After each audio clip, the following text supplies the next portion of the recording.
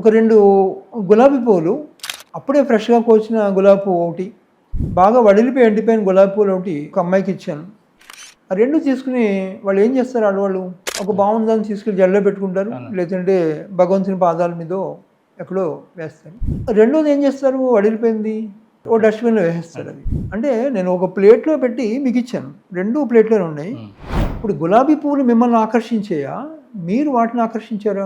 ఆ పువ్వులే మిమ్మల్ని ఆకర్షించాయి. దాంట్లో ఆ ప్రాణశక్తి అధికంగా ఉన్న గులాబీ పువ్వుని మీరు తీసుకున్నారు. అంటే ఆ గులాబీ పువ్వు మిమ్మల్ని ఆకర్షించి అది ఆనందాన్ని పొంది మీ ద్వారా ఉన్న స్థితి చేరు. రెండోది కూడా మిమ్మల్ని ఆకర్షించింది. ప్రాణశక్తి లేనిది కూడా మిమ్మల్ని ఆకర్షించింది. అదేమైందంటే మీకు ఆనందాన్ని ఇవ్వలేదు సరికదా.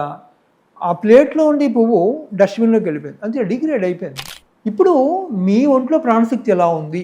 మీ ఒంట్లో ప్రాణశక్తి ఆ ఫ్రెష్‌గా ఉన్న గులాబీ పువ్వులో ఉంటే గనుక మీ చుట్టూ ఉండే ప్రపంచాన్ని మంచి వాళ్ళని ఆకర్షిస్తారు. మీరు వాళ్ళ ఆనందాన్ని పంచుతూ ఉంటారు. వాళ్ళ ద్వారా మీరు ఎదుగుతూ ఉంటారు.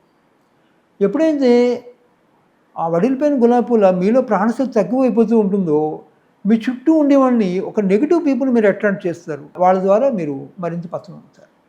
కాబట్టి ఇక్కడ మీ లోపల ప్రాణశక్తిని పెంచుకుంటూ ఉంటే మీ చుట్టూ ఉండే ప్రపంచం సుందరంగా ఉంటుంది. మీ లోపల ప్రాణశక్తి తగ్గుతూ ఉండి మీ చుట్టూ ఉండే ప్రపంచం మిమ్మల్ని హింసించడానికో, బాధించడానికో అలాంటి ప్రపంచం దగ్గరికి వస్తుంది.